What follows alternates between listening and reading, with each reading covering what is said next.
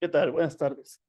El día de hoy vamos a estudiar el tema de ruido industrial y de construcción, que es otra fuente posible de ruido que tenemos, y vamos a ver cómo se modela o cómo se encuentran las potencias acústicas para estas fuentes de ruido. El primer problema que tenemos con el ruido industrial es que son fuentes extremadamente diversas. O sea, no es como los automóviles o como los aviones, que si bien hay modelos, hay diferentes tipos de vehículos, todos pues generan ruido por motores, todos generan ruido por rodamiento, sino que aquí hay una enorme cantidad de industrias y diferentes maquinarias que tienen diferentes formas posibles de generar ruido.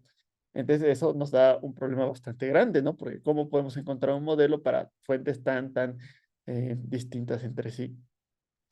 Lo ideal sí, o sea, lo mejor que se podría hacer es ir a hacer mediciones en sitio de la maquinaria, de los equipos, de las fábricas, pero puede ser complicado, ¿no? Porque en una fábrica es difícil estar operando varias máquinas a la vez, ¿no? Entonces, encontrar la potencia acústica de cada máquina individual va a ser muy difícil porque no puedo apagar y prender distintas máquinas, ¿no? Tengo que ver cómo operan en la fábrica completa en diferentes horas del día, diferentes días de la semana, diferentes épocas del año. Son demasiadas mediciones. Y además, ya que medimos, estamos midiendo el ruido total ambiental que tenemos. Entonces, habría que restarle el ruido de fondo, habría que corregir si hay reflexiones para obtener la potencia acústica, y no es nada sencillo realizar eso a partir de mediciones en campo. Entonces, en vez de querer medir cada elemento individual de la fábrica, algo que podemos llegar a simplificar es más bien tomar en cuenta toda la fábrica como una unidad generadora de ruido en vez de cada máquina individual, y que esa unidad generadora de ruido sea una fuente de área. Esa fuente de área podría ser en la planta del edificio, o sea, en un eje XY que va a estar propagándose horizontalmente y hacia arriba, o podría ser en la fachada de un edificio, es decir, una fuente de área vertical en un eje X y Z que va a estar propagando hacia enfrente, ¿no? Como si fuera una bocina. Para esas fuentes de área se toma en cuenta una potencia acústica de decibeles por metro cuadrado, y la idea es sustituir una fuente de área por una gran cantidad de puntos, que la suma de las potencias acústicas de todos esos puntos nos dé la cantidad de decibeles por metro que tiene la fuente de área, y cada punto va a estar propagando en tres dimensiones, ¿no? Hacia el frente, hacia atrás, hacia los lados, etcétera. Recuerden que tiene que ser una propagación en tres dimensiones. Esa es una forma un poco más sencilla. Entonces, en vez de ir a medir cada parte de la fábrica, voy, me pongo fuera de la fábrica y voy midiendo en distintos puntos de la fachada para ver cuál es la potencia acústica total por metro cuadrado, ¿no? Pero igual habría que hacer correcciones de ruido de fondo y por reflexiones. Una opción mucho más sencilla, mucho más barata, es usar parámetros por default, es decir, leer de tablas, ver promedios de fichas técnicas, aunque no es lo preferible, porque son condiciones estándar. A lo mejor yo leo el ruido que genera un motor por ficha técnica, pero no necesariamente genera el mismo ruido en sitio, porque a lo mejor no se le ha dado mantenimiento y es mayor el ruido que genera, ¿no? Em, Hay diversas formas de realizar esto. Como vimos en el etiquetado europeo y en Estados Unidos, muchos equipos tienen sus potencias acústicas en las etiquetas del equipo. La norma europea de NOSOS tiene un apéndice H donde viene una tabla muy limitada con valores de ruido industrial, y también existen bases de datos para una gran cantidad de equipos y maquinaria, ¿no? Como la de Imagine Project, que se puede revisar en el Software Source Database. Y este Software Source Database lo tienen ustedes en su bibliografía. En Google Drive lo pueden descargar. Y el problema es que es para Windows nada más y es para versiones antiguas de Windows. Entonces, cuando lo instalan, tienen que darle por ahí clic derecho, instalar con compatibilidad o una cosa de ese tipo, ¿no? Entonces, nos va a venir una gran lista de equipos individuales para ciertas condiciones operativas y particulares. A lo mejor un tractor que está llevando cierta carga en particular o cierta potencia del motor, ciertas revoluciones por minuto. Pueden venir taladros, hornos de tambor para cemento, para fabricación de cemento. O también pueden venir actividades, industrias típicas completas, ¿no? Como una planta eléctrica, una petroquímica, y ahí iría por metro lineal del terreno horizontal de la central, ¿no? Y ahí es como uno podría eh, trabajar de esas dos maneras, ¿no? Lo ideal es hacerlo con más detalle, pero si también necesitamos hacer una aproximación muy burda, podemos utilizar estas actividades típicas por metro cuadrado, nada más hay que tener en cuenta que son para industrias europeas, ¿no? No necesariamente son exactamente igual a las industrias mexicanas. Entonces hay que tener un poco de cuidado al extrapolar esa información. El software se ve más o menos de esta manera. Tiene esta pantalla y ustedes escogen el modelo del equipo que tienen. Por ejemplo, aquí tiene un montacargas de una capacidad de carga de 8 toneladas con un motor de diésel, ¿no? Ten en cuenta también la información es un poco antigua. Eso ahí es otro problema de que se haya actualizado o no se haya actualizado. Y viene en qué ubicación vamos a tener la fuente. Aquí va a estar a 1 metro sobre el suelo, pero puede estar 0,5 o 1,5, ¿no? Y no sé para qué industria se aplica, si es una fuente puntual, una fuente lineal, una fuente de área. Y un poco de descripción, pero pues viene en otro idioma, viene en holandés. Y aquí las potencias acústicas para diferentes, o sea, viene el total en ponderación A y viene la potencia acústica individual para diferentes bandas de frecuencia.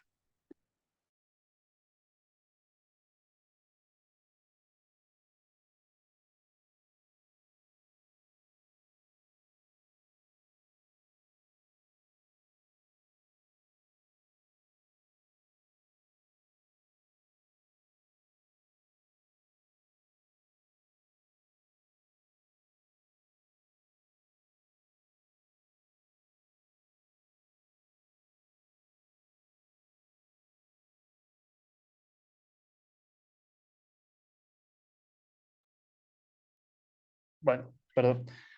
Lo que tenemos entonces es, si le damos en la siguiente diapositiva también, viene una imagen del equipo que estamos trabajando y viene también por ahí la potencia acústica, ¿no? Entonces viene una gran cantidad de equipos industriales y ustedes también podrían ir calculando la potencia acústica de cada equipo. Y también con esto lo podrían utilizar ustedes para hacer modelos y mapas de ruido ocupacional, no solamente para ruido ambiental. Entonces esa es otra posibilidad de cómo se podría calcular los modelos de ruido industriales.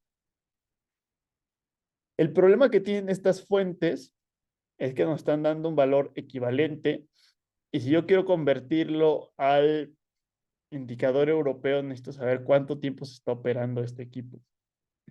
Es decir, sí, perdón, los indicadores europeos tienen un tiempo de referencia, por ejemplo, para el día de 12 horas, para la tarde de 4 horas y para la noche de 8 horas, ¿no? Pero a lo mejor mi montacargas se está utilizando durante el día, pero no durante 12 horas, sino que solamente se está utilizando durante 6 horas. Entonces yo no puedo suponer que el valor equivalente de día es el mismo que el valor equivalente que me da esa tabla, porque realmente vamos a tener durante 6 horas ruido y durante 6 horas no vamos a tener ruido. Entonces hay que hacer por ahí un cálculo para ver pues cuál es el nuevo valor equivalente, ¿no? Promediado de esas 6 horas con ruido y 6 horas sin ruido. Entonces, este valor corregido se obtiene a partir de la potencia acústica que leemos de estas tablas más una corrección, que va a ser 10 logaritmo de 10 de el tiempo real de operación entre el tiempo de referencia. Entonces, para el ejemplo de por ejemplo, nuestra montacargas que tiene una potencia acústica de 100 watts, si yo lo utilizo unas 6 horas en el día, entonces mi indicador de día serían 6 horas, pero serían 100 decibeles más 10 logaritmo de 10 de 6 entre 12. Y esta operación de 6 entre 12 me da una reducción de 3 decibeles aproximadamente. Es decir, si yo tengo un montacargas con una potencia acústica de 100 decibeles, pero nada, lo uso 6 horas de 12 horas al día, el indicador de día bajaría 3 decibeles, sería de 97 decibeles. Entonces hay que hacer ese ajuste entre el tiempo de operación real del equipo y el tiempo de referencia de los indicadores que tenemos para nuestro mapa de ruido. Bien, Ahora vamos a ver algunos tipos particulares de ruido industrial, diferentes tipos de industria y cómo generan el ruido, ¿no?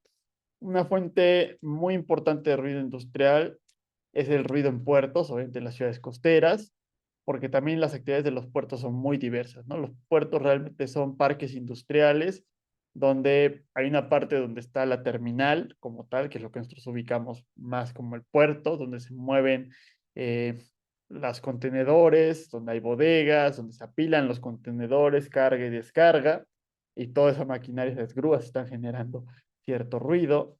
Aparte, hay diferentes plantas industriales donde se fabrican diferentes productos o se maquilan de acuerdo con lo que se importó o se va a exportar.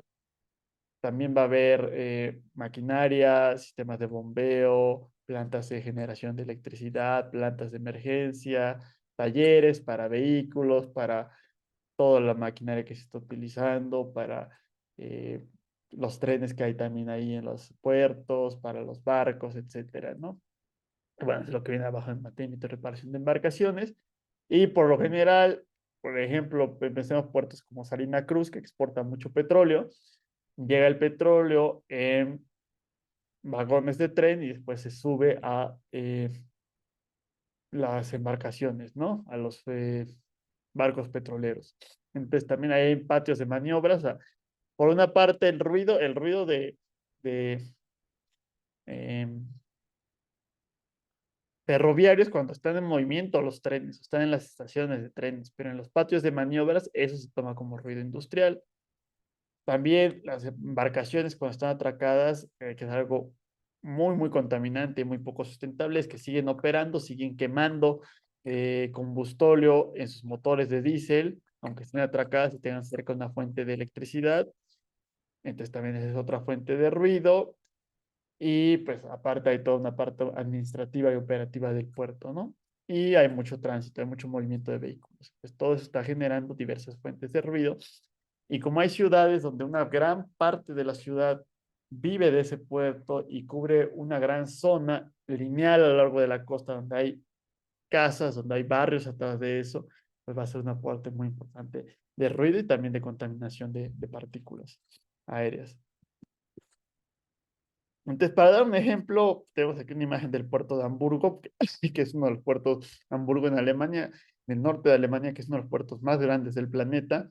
Pero bueno, también si han ido a Veracruz, a Manzanillo, por ejemplo, también hay grandes puertos en este país, ¿no? Entonces, como ven, toda esta zona de en medio es una zona industrial, se ven aquí a la izquierda las zonas de carga y descarga con las grúas, hasta la derecha se ve em, las zonas de maniobra de los trenes, se ve un poquito a la izquierda estacionamiento de vehículos y un poquito más arriba se ve también unos parques industriales, ¿no? Entonces hay una gran cantidad de industrias reunidas aquí, incluso hay centrales de generación eléctrica y atrás, cruzando el río, podemos ver casas, conjuntos habitacionales que van a estar sujetos a esta fuente de ruido industrial, que hay que calcularla porque seguramente va a ser preponderante con respecto a cualquier otro tipo de fuente que podamos tener, ¿no? Entonces, por eso es de importancia poder calcular el ruido en los puertos. Otra fuente de ruido importante son los aeropuertos.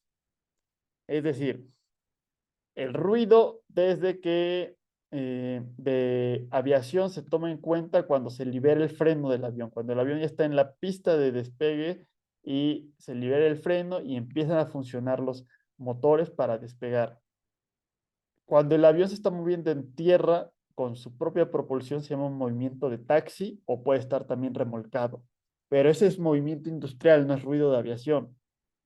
También todas las pruebas de motores, todo el mantenimiento que se pueda dar, todo el tránsito de vehículos internos y toda la maquinaria que existe en los edificios, todo eso es ruido industrial. Entonces, la gente que vive cerca de los aeropuertos está sujeta al ruido industrial del aeropuerto y aparte al ruido de aviación cuando están despegando y aterrizando los aviones. Y bueno, hemos visto que es complicado estimar el ruido de construcción, perdón, el ruido industrial, o sea, hay pocos modelos, hay gran diversidad, las mediciones son complicadas. Y otro que es todavía más complejo es el ruido de construcción. El ruido de construcción estrictamente no se contempla en los mapas de ruido porque el mapa de ruido incluye el ruido a largo plazo y el ruido de construcción es temporal.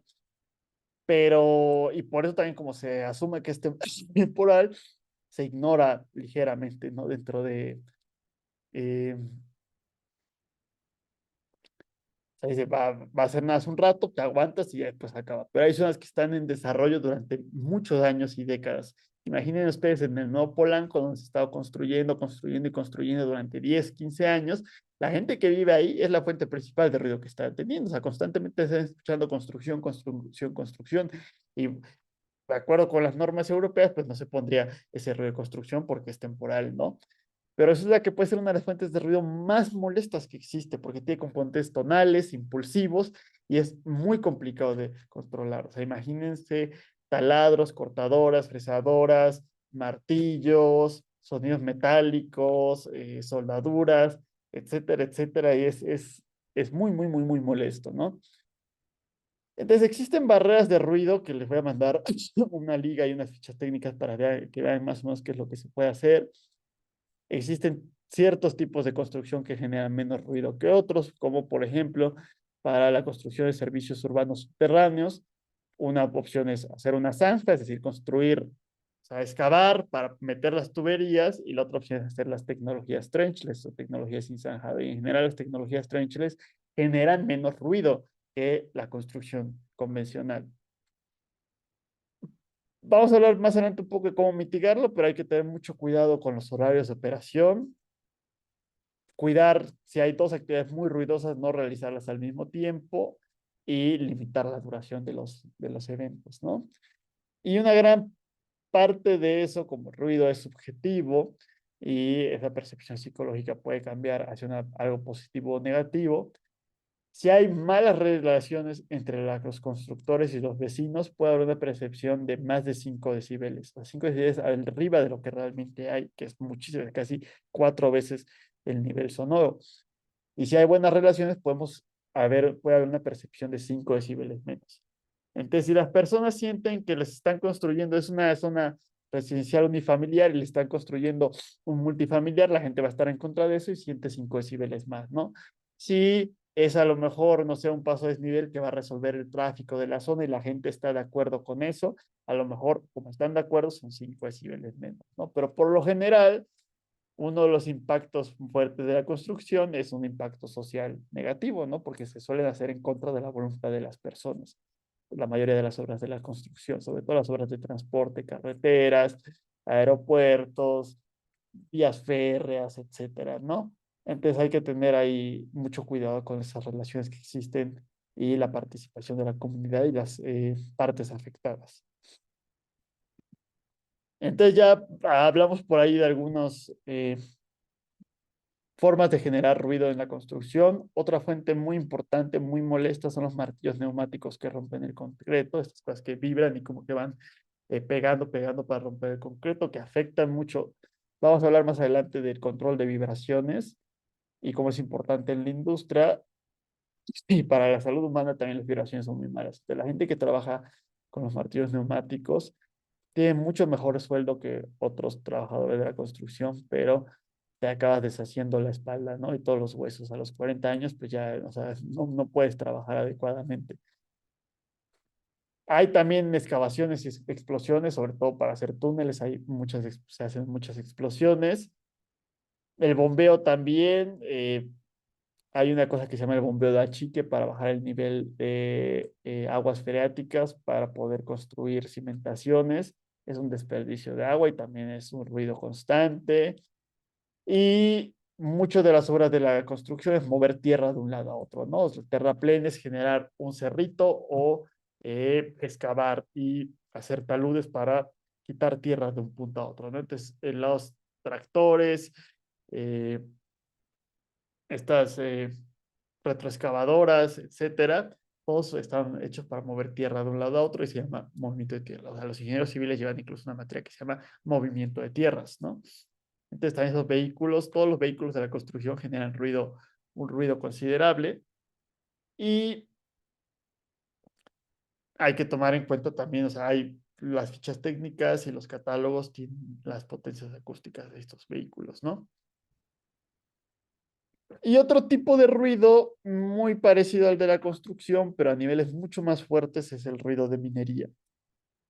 Por lo general, las minas están lejos de asentamientos, pero hay veces que las minas están prácticamente junto a donde hay casas, ¿no? En cierto tipo de minería, sobre todo las de cielo abierto.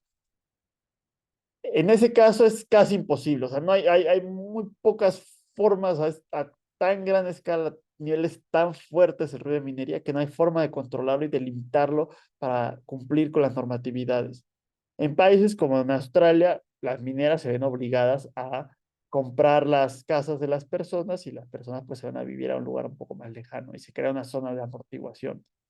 En otros países como en México, donde vienen las mineras extranjeras a hacer lo que se les antoja y las porquerías que no pueden hacer en otros países, pues les vale, ¿no? Y entonces la población que está sujeta, o sea, que vive cerca de zonas mineras, está sujeta a niveles tan altos de ruido que incluso genera problemas de afectación directa como sordera. Entonces es una parte complicada por ahí. Y bueno, hay otras formas de ruido industrial más contemporáneas o que han surgido en los últimos años, como el ruido en los parques eólicos. Es un tipo de ruido extraño o difícil de controlar y de entender porque no sucede a nivel de tierra, sucede a la altura, o sea, las turbinas eólicas en la actualidad, el eje donde está el motor y o sea, el generador y la transmisión puede estar a 100 a 200 metros de altura, ¿no? Entonces ya de esa forma los campos de velocidad del viento son totalmente distintos, las temperaturas son distintas y eso puede transportarlo a grandes distancias. Por lo general, las energías renovables son necesarias, o sea, es necesario que exista una transición ecológica porque es la mejor forma o la forma más rápida que tenemos de mitigar las emisiones de gases de efecto invernadero. Entonces, no hay forma de que resolvamos el problema del cambio climático si no hacemos una transición a energías renovables lo más rápido posible, ¿no? Entre otras cosas, ¿no? Pero esa es una de las cosas que ya podemos hacer, porque además las centrales eólicas y solares son mucho más baratas, o sea, generan electricidad mucho más barata que las centrales convencionales, incluso cuando tomamos el costo de lidiar con la variabilidad que tienen estas formas de generación. Se construyen mucho más rápido. En año y medio yo construyo un parque eólico y está operando, mientras una central nuclear aunque los permisos sean rápidos y no haya oposición social, no tarda menos de 5 años y tomando en cuenta toda la oposición y permisos son 10 15 años, ¿no? Entonces, es necesario construirlo, ¿no? Pero no dejan de ser obras de infraestructura que tienen un impacto negativo. Y si las construimos de la forma convencional, o sea, con las prácticas constructivas e empresariales tradicionales, estamos haciendo las mismas porquerías que con las otras plantas, ¿no? Por eso hay una gigantesca cantidad de problemas de justicia ambiental, sobre todo en nuestro país, con respecto a despojo de tierras, falta de atención a las comunidades y contaminación de suelos, etcétera, etcétera, que le ha dado una visión negativa, porque tiene un enfoque colonialista las empresas que vienen a hacer ese tipo de obras, ¿no? Y también ahí ha habido un poco de mezcla con ideologías políticas.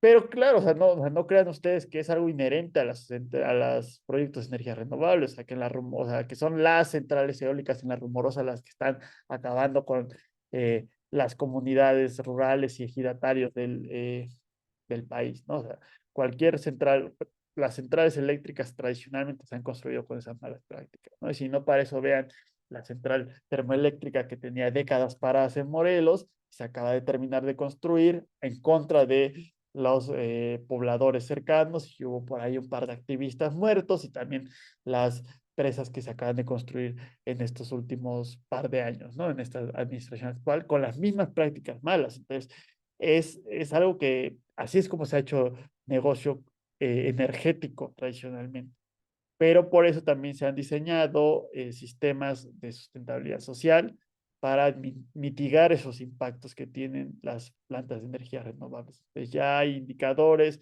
y estrategias para trabajar con las comunidades y si queremos hacer una transición energética sustentable, que no deje a nadie atrás, que sea inclusiva, tenemos que hacer las cosas de la manera correcta y se pueden hacer. O sea, no, o sea, siempre va a haber impactos ambientales, ¿no? Aquí en esta diapositiva vienen ahí los impactos ambientales de las turbinas eólicas, va a haber impactos sociales, también va a haber una parte socioeconómica, una parte económica negativa, ¿no? Pero la idea es mitigarlo y que comparativamente contra las centrales tradicionales sea mejor. Y en general, incluso haciendo porquerías, sigue siendo mejor que construir una carboeléctrica, construir una presa, pero se puede hacer de una forma mucho mejor, que sea un motor de desarrollo socioeconómico para las zonas rurales, para las zonas más rezagadas de nuestro país. Entonces, más allá de eso, ahora los impactos ambientales que generan los parques eólicos, y es de las principales críticas que se le da, una es la muerte de aves, se puede resolver haciendo una buena planeación, evitando zonas migratorias. También hay provisiones en ciertos países que obligan a que las turbinas bajen su velocidad en ciertas épocas del año cuando hay esta migración y dándole, o sea, permitiendo que sean más visibles para los pájaros. Se suelen dar números de que se mueren miles, o sea, decenas de miles de pájaros debido a las turbinas eólicas, pero también es una forma de mentir con la verdad, porque sí mueren esa cantidad de pájaros debido a las turbinas eólicas, pero todas las obras de infraestructura y todos los edificios humanos matan aves. O sea, las aves no evolucionaron en un mundo en el que existían edificios o existían centrales eléctricas, existían torres de transmisión. Entonces, hay cientos de millones de aves que mueren al año debido a esa infraestructura humana. Y el porcentaje que mata una turbina eólica es pequeño, o sea, mata la misma cantidad de aves un edificio, un rascacielos, que un parque eólico. Entonces, si no construimos parques eólicos, pues tampoco hay que construir rascacielos, ¿no? Otro impacto, sobre todo es estético, es la parte visual. Se puede construir turbinas que se pierdan con el paisaje, o sea, pintándolas de azul la parte del cielo y como de parte café verde la parte del suelo, ¿no? Mm, pero tiene mucho que ver con detractores o gente que está a favor de las energías renovables. O sea, la gente que estamos a favor de las energías renovables, vamos en la carretera, vemos unas turbinas eólicas y nos emocionamos y queremos tomar fotos y nos da esa sensación de que estamos logrando algo trabajando para resolver esta crisis climática, ¿no? Pero claro, si tú estás en contra de las turbinas eólicas, cuando la veas va a ser algo que está manchando, que está haciendo una herida, una cicatriz en ese paisaje idílico rural, ¿no? Entonces, mucho tiene que ver con cambiar esa percepción. Obviamente, si tú eres de las comunidades socialmente afectadas, pues peor se va a ver, ¿no? Entonces, si trabajamos para beneficiar a las comunidades, para que las comunidades sean dueñas de las centrales eólicas, para que hayan cooperativas donde se compartan esos beneficios socioeconómicos y no se quede solamente en un par de empresas que ni siquiera son empresas nacionales, y además el público en general lo ve como una transición positiva. Eliminamos ese fango del mito de la intermitencia de las energías renovables y que eso las vuelve como inútiles, y vemos que es un reto de ingeniería y que existen formas de resolverlo y que sabemos cómo resolverlo hoy en día y que tienen nuestras redes eléctricas flexibilidad para lidiar con esa variabilidad. Entonces, la gente lo ve de otra manera y saber que no es la única infraestructura que causa un impacto en las zonas rurales y en esos paisajes idílicos, ¿no? Las carreteras llevan años haciendo cortes y partiendo ese paisaje que tienen las ciudades, pero hemos aprendido a ver una carretera en medio de unas montañas como algo que nos evoca poéticamente para generar un viaje, para generar un trayecto, ¿no? Un trayecto tanto físico como psicológico. Pero también hay otras obras de infraestructura dentro de los paisajes rurales que son feas y que llevan años existiendo ahí y hemos aprendido a aceptarlas. No creo que haya nadie que le gusten las torres de transmisión que vemos pasando de un lado a otro por campos y por montañas. Y en las montañas se te ve claramente cómo talan una franja de bosque para que haya menos riesgo de incendios, ¿no? O las plantas eléctricas que no están en las ciudades, están a 300, 400 kilómetros de las ciudades porque necesitamos mucho espacio, generan mucha contaminación del aire y afectan a las poblaciones locales que no obtienen ningún beneficio. O sea, por ejemplo, era una queja muy importante que se hacía de Fukushima. Fukushima le daba energía eléctrica a Tokio, pero la gente que vivía en Fukushima, que tenían mucho menos ingresos que la gente de Tokio, no tenía ningún beneficio y al contrario, pues les fue peor con todo el desastre nuclear que hubo ahí, ¿no? Entonces, y no por la contaminación nuclear, o sea, los radioisótopos que realmente fue pequeña, pero con el estigma que tienen que cargar ahora todos los días la gente que vive y viene de Fukushima. Entonces, siempre existe ese impacto, o sea, no es algo, otra vez, ¿verdad? Es como las malas prácticas socioeconómicas y de despojo y de estrategias colonialistas que implican estas eh, obras de infraestructura energética. O sea, no es algo que inventaron los desarrolladores de energía solar y eólica, es algo que ya existía desde antes y las tecnologías lo están haciendo igual. Lo mismo, o sea, todas las centrales eléctricas, toda la infraestructura eléctrica siempre ha hecho una mancha en el paisaje rural. Solamente es que tenga una nueva tecnología y siga haciendo lo mismo, ¿no? Pero hay formas de cambiar esa inercia y que cuando lo comparamos con las tecnologías anteriores sea mejor. Pero ese impacto también va a seguir ahí. Y es una parte complicada ver que no siempre podemos evitar el impacto si necesitamos o queremos obtener ese beneficio. Entonces, por eso, muchos de los impactos de los parques eólicos, cuando lo vemos comparado con las alternativas, son, al contrario, estamos mitigando por ahí el impacto. Pero bueno, muchas de esas quejas, o sea, toda esta queja visual y de muertes de aves son las principales quejas que se hacen contra los parques eólicos, pero no es el impacto real que tienen los parques eólicos. El impacto verdadero que tienen los parques eólicos es el impacto de ruido. El impacto de ruido es muy importante porque es un ruido muy molesto, mucho más molesto que otras fuentes. Tiene componentes tonales muy agudas, muy graves. Hay una parte del ruido que es de banda ancha, hay partes de baja frecuencia que no se pueden controlar. El paso de las aspas de las turbinas eólicas genera unos pulsos rítmicos y también como depende de la velocidad del viento, puede ir modulando la amplitud, así como subir y bajar la intensidad y subir y bajar y subir y bajar. Y esas características, dijimos que ese ruido que es muy variable es todavía mucho más molesto que un ruido un poco más constante y por eso metemos las penalizaciones psicológicas. Y los indicadores de ruido que simplemente generan promedios no son buenos evaluando picos, bajas frecuencias, altas frecuencias, modulaciones de amplitud, etcétera. Entonces no nos sirven los indicadores que tenemos para medir el ruido tradicional. Y luego además la normativa de ruido ambiental de Europa no le importan los parques eólicos porque están en zonas rurales y le interesa principalmente la parte urbana. Y además, cuando ustedes ven los niveles de ruido que generan los parques eólicos, son niveles bajos, son 40, 50 decibeles. Y por ahí el código de colores de la norma europea va desde los 55, creo, y también las normas mexicanas van a partir de los 55. Entonces, si tú me dices, no, es que mi turbina eólica genera 50 decibeles, según la norma mexicana, pues pasa perfectamente, ¿no? Entonces no habría ningún problema en esa parte y ya es irrelevante ese ruido, ¿no? Pero justamente tenemos esta parte por aquí, ¿no?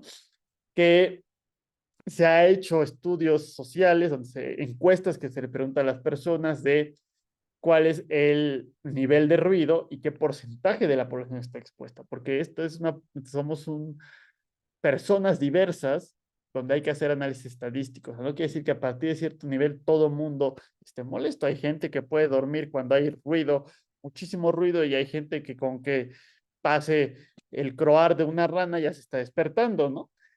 Entonces, son diferentes esos umbrales de población molesta para distintos tipos de ruido.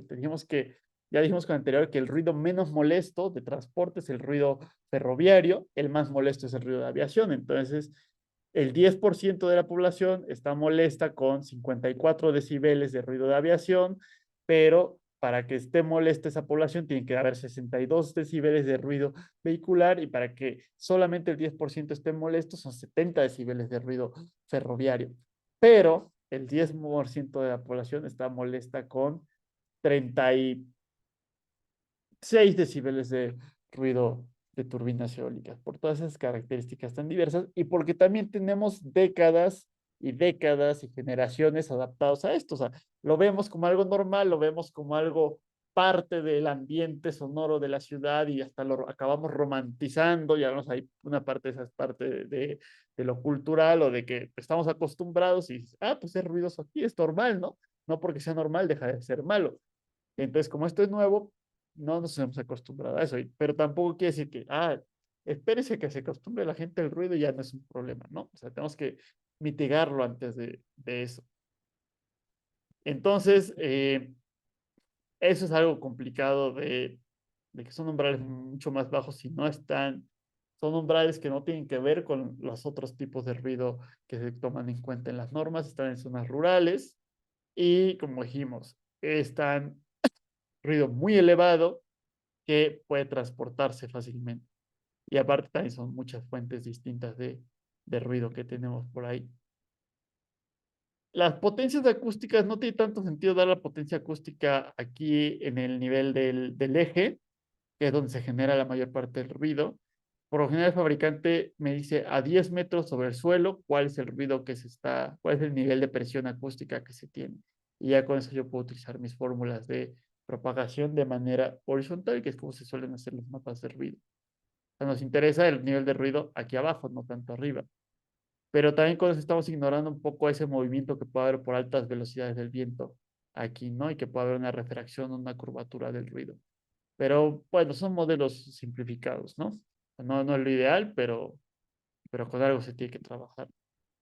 Entonces aquí tenemos un ejemplo para una turbina eólica de 3 megawatts, que es una turbina pequeña. Las turbinas eólicas actuales son como de 200, 300 megawatts, a las que tienen, a ver, vamos a ver cuál es la turbina. ¿Habrá turbinas de 1 giga? No, creo que todavía no llegan a 1 gigawatt las turbinas eólicas. Según yo son las potencias de, a ver,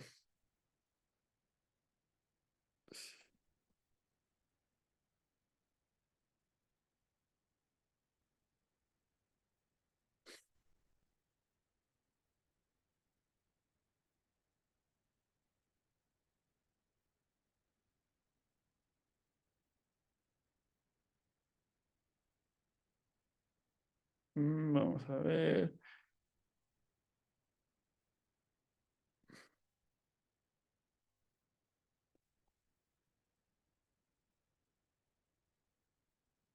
Déjeme contar. La turbina marítima, que pues, está mitigando muchos problemas de visuales y de ruido, y aprovechamos mucho mayor viento, o sea, hay mucho menos rugosidad.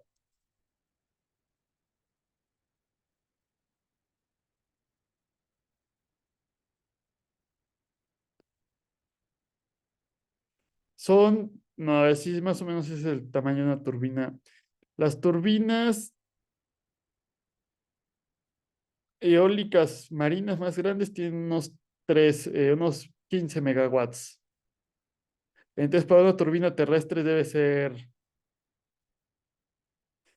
entre 4 y 5 megawatts, esa es un tamaño normal. Entonces, esta es una turbina grande, pero terrestre, ¿no? Y vemos que genera niveles de ruido.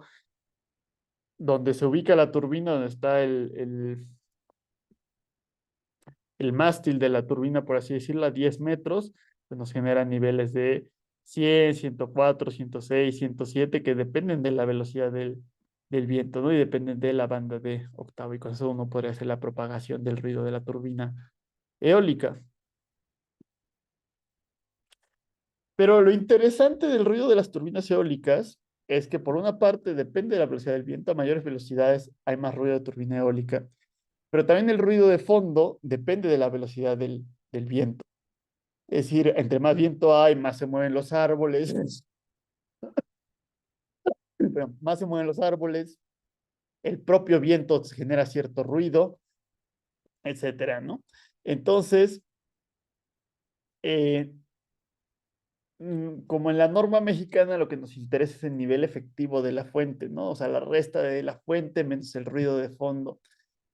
Entonces, también para las turbinas eólicas muchas veces se trabaja con ese ruido efectivo. Y lo que interesa estudiar es ¿A qué velocidad? O sea, no varían a la misma tasa la velocidad, el ruido de turbina eólica que el de fondo. Entonces, hay una velocidad de viento donde ese ruido efectivo es máximo.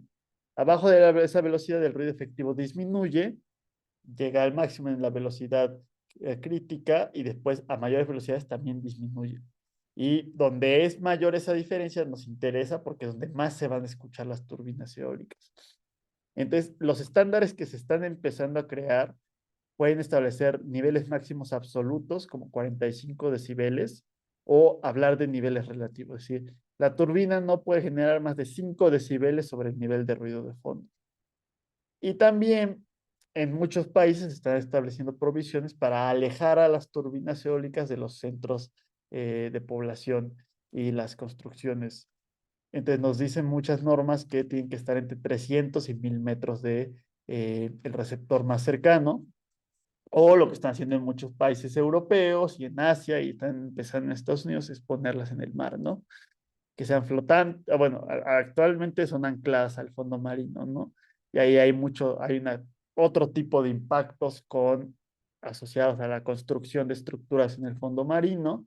También se están empezando a construir turbinas flotantes y son potencias muchísimo más grandes, ¿no? Y también es un viento mucho más constante y menos variable, entonces es más confiable eh, y entonces es más barato generar electricidad de esa forma. Entonces, como vimos en la clase de hoy, el ruido de fondo perdón, el ruido industrial es complicado de estimar porque no se puede generar un modelo porque es muy diverso, las mediciones pueden ser difíciles, no es preferible, pero se puede utilizar bases de datos, ¿no? Vimos cómo se genera ruido, los mecanismos de generación de ruido en diferentes tipos de industria, como puertos, aeropuertos. Hablamos del ruido de la construcción que está más complicado, se suele ignorar todavía más porque se dice que es temporal y que el de la minería está peor, ¿no? Ese es casi imposible de mitigar.